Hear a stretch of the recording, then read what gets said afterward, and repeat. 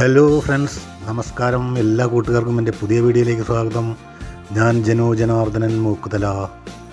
ഇന്ന് ഞാൻ വന്നിരിക്കുന്നത് ഒരു ഫിഷ് മസാലയുടെ റെസിപ്പി ആയിട്ടാണ് കേട്ടോ. നിങ്ങൾ റെസ്റ്റോറൻറ്റുകളിലൊക്കെ പോയാൽ ഒരു ഫിഷ് മസാല എന്ന് പറഞ്ഞു കഴിഞ്ഞാൽ കട്ടിയായിട്ടുള്ള ഗ്രേവിയോട് കൂടിയിട്ടുള്ള ഒരു കറി തരും.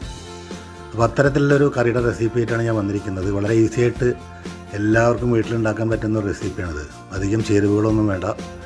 അപ്പോൾ അതിൻ്റെ ഇൻഗ്രീഡിയൻസും ഏത് രീതിയിലാണ് അത് ഉണ്ടാക്കുന്നത് എന്നുള്ള രീതിയൊക്കെയാണ് നമ്മളിപ്പോൾ ഇവിടെ കാണാൻ പോകുന്നത്. അപ്പോൾ എന്തായാലും നമ്മൾ അധികം വെച്ച് നീട്ടുന്നില്ല, വീഡിയോ കാണാം.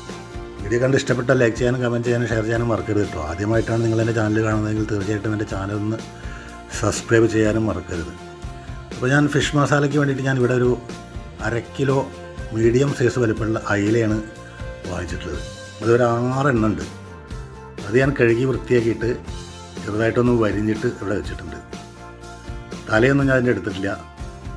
അപ്പോൾ തലയില്ലാതെ വെക്കുകയാണ് നല്ലത്. തല ഞാൻ മാറ്റി വെച്ചിരിക്കുന്നു. തല എനിക്ക് അത്ര വലിയ താല്പര്യമില്ല. അപ്പോൾ അത് നിങ്ങൾ എടുത്തിട്ട് റെഡിയാക്കി വയ്ക്കുക. അതിന് ശേഷം ഇതിലേക്കുള്ള ഇൻഗ്രീഡിയൻസ് എന്തൊക്കെയാണ്, ആദ്യമായിട്ട് വേണ്ട ഇൻഗ്രീഡിയൻസ് എന്തൊക്കെയാണെന്ന് നോക്കാം.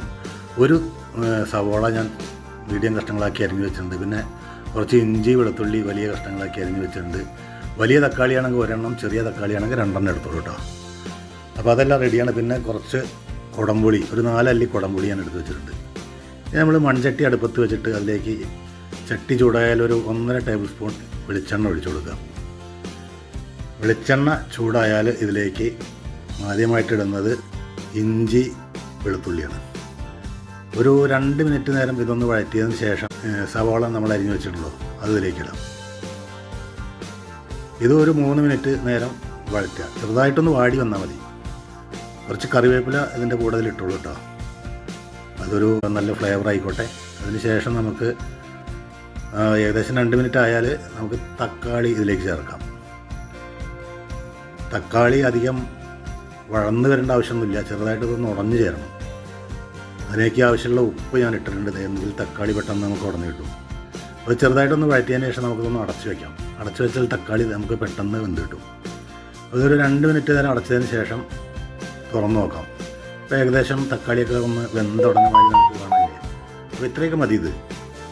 ഇനി ഇത് നമുക്കിത് തീ ഓഫ് ചെയ്തിട്ട് തണുക്കുന്നത് വരെ ഒന്ന് വെയിറ്റ് ചെയ്യാം.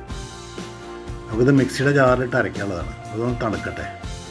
അപ്പോൾ ഏകദേശം തണുത്ത് വന്നിട്ടുണ്ട്. അപ്പോൾ ഞാൻ മിക്സിയുടെ ജാറെടുത്തിട്ട് ഇതിൽ എണ്ണയ്ക്ക് ഒരുവിധം എണ്ണ നമുക്ക് ആവശ്യമുണ്ട്. അപ്പോൾ നമ്മളതിൽ എണ്ണ ഊറ്റിക്കളയേണ്ട ആവശ്യമില്ല. ഇനി നമ്മൾ എണ്ണയൊന്നും ഇതിൽ ഒഴിക്കാതെയാണ് നമ്മൾ ഈ കറി ഉണ്ടാക്കുക. നമ്മളിത് മിക്സിയുടെ ജാറിലേക്ക് ഇട്ടു. ഇനി ഇതിലേക്ക് 1-2 ഇൻഗ്രീഡിയൻസ് നമുക്ക് ചേർക്കാനുണ്ട്. 1 ടേബിൾ സ്പൂൺ കാശ്മീരി മുളക് പൊടി. ഇനി ഞാൻ ഇടാൻ പോകുന്നത് ഫിഷ് മസാലയാണ്. നിങ്ങൾക്ക് ഫിഷ് മസാല ഇടണമെന്ന് നിർബന്ധമൊന്നുമില്ല. അതിന് പകരം 1 ടേബിൾ സ്പൂൺ കാശ്മീരി മുളക് പൊടി എക്സ്ട്രാ ഇട്ട് കൊടുത്താൽ മതി. ഞാനിവിടെ 2 ടേബിൾ സ്പൂൺ ഫിഷ് മസാലയാണ് ഇതിലേക്ക് ഇടുന്നത്. അതിന് പകരം 1 ടേബിൾ സ്പൂൺ കാശ്മീരി മുളക് പൊടി ഇട്ട് കൊടുത്താലും മതി. മല്ലിപ്പൊടി ഇതിൽ ചേർക്കുന്നില്ല. കുറച്ച് വെള്ളം ഒഴിച്ചിട്ട് നമുക്കിതൊന്ന് നല്ല രീതിയിൽ ഒന്ന് അരച്ചെടുക്കാം. മല്ലിപ്പൊടി ഒട്ടും ചേർക്കരുത് കേട്ടോ. മല്ലിപ്പൊടി ചേർത്താൽ ഈ കറിയുടെ ടേസ്റ്റ് പോയി. ഇത് ശരിക്കും നല്ല രീതിയിൽ ഞാനിത് ഇവിടെ അരച്ച് വെച്ചിട്ടുണ്ട്. ഇതവിടെ നമുക്ക് മാറ്റി വയ്ക്കാം. ഇനി എണ്ണയൊന്നും ഒഴിക്കുന്നില്ല. അതേ എണ്ണയിലേക്ക് തന്നെ ഞാൻ കുറച്ച് ഉലുവ ചൂടായതിന് ശേഷം ഇട്ട് കൊടുക്കുന്നുണ്ട്. കുറച്ച് കറിവേപ്പില. ഇനി ഇത് ചെറുതായിട്ടൊന്ന് ഇളക്കി യോജിപ്പിച്ചിട്ട് ഇതിലേക്ക് മസാല അരച്ച് വെച്ചിട്ടില്ല അവിടെ, അത് ഇതിലേക്ക് ഒഴിക്കാം. ഈ മസാലയിൽ കുറച്ച് എണ്ണ ഉണ്ടായിരിക്കും. അതുകൊണ്ട് നമ്മളിനി വേറെ എണ്ണ ഒഴിക്കേണ്ട ആവശ്യമില്ല. സ്വല്പം വെള്ളം ചേർത്ത് ഞാൻ ഒന്നുകൂടെ അതിലേക്ക് ഒഴിച്ചിട്ടുണ്ട്. ഇനി നമുക്കിത് എണ്ണ തെളിയുന്നത് വരെ ഒന്ന് വഴറ്റണം. അപ്പോൾ വെള്ളം കുറവാണ്. അപ്പോൾ കുറച്ചും കൂടെ മിക്സി കഴുകിയിട്ട് കുറച്ചും കൂടെ വെള്ളം അതിലേക്ക് ഒഴിച്ചിട്ടുണ്ട്. ഇനി കുറച്ച് ഫ്ലെയിം കൂട്ടി വെച്ചോളൂ. കൂട്ടി വെച്ചിട്ട് നല്ല രീതിയിൽ ഇതിൻ്റെ എണ്ണ തെളിയുന്നത് വരെ നമുക്കിത് അപ്പോഴാണ് നമ്മൾ ഈ മസാലയുടെ കളറൊക്കെ ഒന്ന് മാറണം. മസാലയുടെ പച്ചമണം പോകണം. അതിൽ ഇഞ്ചി വെളുത്തുള്ളി ഇട്ടുണ്ട്, അതിൻ്റെ പച്ചമണം പോകണം. ഉള്ളിയുണ്ട്, എല്ലാത്തിൻ്റെയും പച്ചമണം പോകണമെങ്കിൽ നമ്മൾ നല്ല രീതിയിൽ ഇതിൽ എണ്ണ തെളിയുന്നത് വരെ വഴറ്റി. അപ്പോൾ ഞാനൊന്ന് അടച്ചു വെച്ചിട്ട് തുറന്നിട്ടുണ്ട്. ഇപ്പോൾ കളർ ഏകദേശം മാറി വന്നിട്ടുണ്ട്. പക്ഷേ നമുക്ക് ഒന്നുകൂടെ അടച്ചു വെച്ചിട്ട് ഒരു 2 മിനിറ്റും കൂടെ വേവിക്കാം. ഇപ്പോൾ ഏകദേശം നല്ല രീതിയിൽ എണ്ണയെല്ലാം തെളിഞ്ഞ് വരുന്നുണ്ട്. കണ്ടില്ലേ, നിങ്ങൾക്കത് കാണാവുന്നതാണ്. അത്യാവശ്യം നല്ല കളറും വന്നിട്ടുണ്ട് അല്ലേ. അവർ 2 പച്ചമുളക് ഞാൻ കട്ട് ചെയ്തിട്ട് ഇട്ട് കൊടുത്തിട്ടുണ്ട് കേട്ടോ. പിന്നെ കുറച്ച് കുടംപുളി നമ്മൾ അവിടെ എടുത്ത് വെച്ചിട്ടില്ലേ, അതും ഇതിലേക്ക് ഒഴിച്ചു. ഇനി നമുക്ക് ഗ്രേവിക്ക് ആവശ്യമായിട്ടുള്ള വെള്ളം ഒഴിച്ചു കൊടുക്കാം. ആദ്യം തന്നെ ഒരുപാട് വെള്ളം ഒഴിച്ചു കൊടുക്കരുത്. കാരണം ഇത് കുറച്ച് കട്ടിയായിട്ടുള്ളൊരു കറിയാണ് ഇത് വരിക. കുറച്ച് വെള്ളം ഞാൻ ഒഴിച്ച് നോക്കുന്നുണ്ട്. അപ്പോൾ ഇത് പോരാ, എന്തായാലും കുറച്ചും കൂടെ വേണ്ടി വരും. കുറച്ചും കൂടെ വെള്ളം ഞാൻ ഒഴിച്ചു കൊടുത്തു. ഇനി ഇതിൽ ഉപ്പെല്ലാം പാകമാണോ എന്നൊന്ന് നോക്കാം നമുക്ക്. ഉപ്പ് പാകമാണെങ്കിൽ കുഴപ്പമില്ല, ഉപ്പ് പാകമല്ലെങ്കിൽ ഉപ്പ് കൂടി ചേർത്തതിന് ശേഷം ആ മഞ്ഞൾപ്പൊടി നമ്മൾ ഇടാൻ മറന്നു കേട്ടോ. ഇത് നമ്മൾ ആ വഴറ്റുമ്പോൾ ഇടേണ്ടതായിരുന്നു, അത് ഇടാൻ മറന്നതാണ്. നമ്മൾ ആ മിക്സിയിൽ ജാറിൽ അരച്ചില്ല, ആ സമയത്ത് ഇടേണ്ടതാണിത്. പക്ഷേ ഇപ്പോൾ ഇട്ടാലും മതി, കുഴപ്പമില്ല. ഞാനത് ഇപ്പോൾ ഇട്ടിട്ട് വീണ്ടും ഒന്ന് അടച്ചു വെച്ചിട്ടുണ്ട് കേട്ടോ.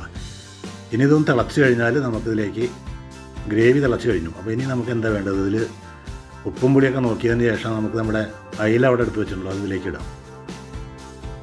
അയില നമ്മൾ കഴുകി വൃത്തിയാക്കി വരഞ്ഞു വെച്ചത് ഇതിലേക്ക് ഓരോന്നോരോന്നായിട്ട് വളരെ പതുക്കെ ഇളക്കി യോജിപ്പിക്കൊന്നും വേണ്ട, വെറുതെ ഒന്ന് അങ്ങനെ ചെറുതായിട്ടൊന്ന് കയ്യിൽ കൊണ്ടൊന്ന് അങ്ങോട്ടും ഇങ്ങോട്ടൊക്കെ ഒന്ന് ഇളക്കി അയില ഉടയാത്ത രീതിയിലൊന്ന് അങ്ങോട്ടും ഇങ്ങോട്ടും മാറ്റി ഗ്രേവി എല്ലാ സ്ഥലത്തും മുങ്ങുന്ന രീതിയിൽ വെച്ച് ഇനി നമുക്കിത് അടച്ച് വയ്ക്കാം. അടച്ച് വെച്ചതിന് ശേഷം ഒരു 5 മിനിറ്റ് ചെറിയ തീയിൽ വെക്കണം കേട്ടോ, ഇല്ലെങ്കിൽ വെള്ളം വറ്റി പോകും. വളരെ ചെറിയ ഇത് ചട്ടിയാണ്, അപ്പോൾ 5 മിനിറ്റ് ചെറിയ തീയിൽ ഞാൻ ഇത് വെച്ചിട്ട് തുറന്ന് നോക്കുകയാണ്. ഏകദേശം നമ്മുടെ അയിലേക്ക് നല്ല രീതിയിൽ വെന്ത് കാണും. അപ്പോൾ കറി നമ്മുടെ ഏകദേശം റെഡി ആയിരിക്കുന്നു. അപ്പോൾ നിങ്ങൾക്ക് കാണാം കറി നല്ല കട്ടിയുള്ള ഗ്രേവിയിൽ ഒരു ഫിഷ് മസാല, നമ്മൾ ഹോട്ടലിൽ നിന്ന് കഴിക്കുന്ന അതേ രീതിയിലുള്ളൊരു ഫിഷ് മസാലയുടെ ഗ്രേവിയാണ് ഇപ്പോൾ നിങ്ങൾക്ക് കാണാൻ കഴിയുക. അപ്പോൾ നമ്മൾ കറിവേപ്പില ഇത് ഓഫ് ചെയ്തു. കറി ഓഫ് ചെയ്തതിന് ശേഷം കറിവേപ്പില കുറച്ച് ഇതിലേക്ക് ഇട്ട് കൊടുക്കുന്നുണ്ട്. ഇനി ഇത് ചെറുതായിട്ടൊന്ന് വറവിടണം നമുക്ക്. അപ്പോൾ അതിനായിട്ട് ഒരു ചെറിയൊരു ഫ്രൈ പാൻ ഞാൻ വെക്കുന്നുണ്ട്. അതിലേക്ക് ഒരു 1.5 ടീസ്പൂൺ വെളിച്ചെണ്ണ ഒഴിച്ചു കൊടുക്കുന്നുണ്ട്. ചെറിയ ഉള്ളി ഞാൻ അരിഞ്ഞു വെച്ചിട്ടുണ്ട്, അത് ഇതിലേക്ക് ഇടുന്നുണ്ട്. ഇത് മൂത്തതിന് ശേഷം ഞാൻ കുറച്ച് കറിവേപ്പിലയും കാശ്മീരി മുളക് പൊടി 1/4 ടീസ്പൂൺ അത് ഇട്ടിട്ടാണ് ഞാൻ അതിലിട്ട് ഒഴിച്ചു കൊടുക്കുന്നത്. അത് ഞാൻ അതിൽ വീഡിയോ പിടിക്കാൻ പറ്റിയില്ല. അപ്പോൾ നമ്മുടെ ഫിഷ് മസാല ഇവിടെ റെഡി ആയിട്ടുണ്ട്. ഹോട്ടലിൽ കാണുന്ന അതേ രീതിയിലുള്ള ഫിഷ് മസാല സൂപ്പർ കറിയാണത്. നമ്മുടെ പൊറോട്ട, ചപ്പാത്തി, വെള്ളയപ്പം ഇതിലേക്കും കഴിക്കാം. നമുക്ക് നല്ല പൊന്നി അരിയുടെ ചോറിലേക്ക് കഴിക്കാം, നമ്മുടെ നാടൻ കുത്തരിയുടെ ചോറിലേക്ക് കഴിക്കാം. എന്തായാലും അതീവ രുചികരമായിട്ടുള്ളൊരു മീൻകറിയാണിത്. വീഡിയോ ഇഷ്ടപ്പെട്ടാൽ ലൈക്ക് ചെയ്യാനും കമൻറ്റ് ചെയ്യാനും ഷെയർ ചെയ്യാനും മറക്കരുത്. അടുത്ത വീഡിയോ ആയി വരുന്നത് വരേക്കും ബായ്. ജനോ ജനാർദ്ദനൻ മൂക്കുതല.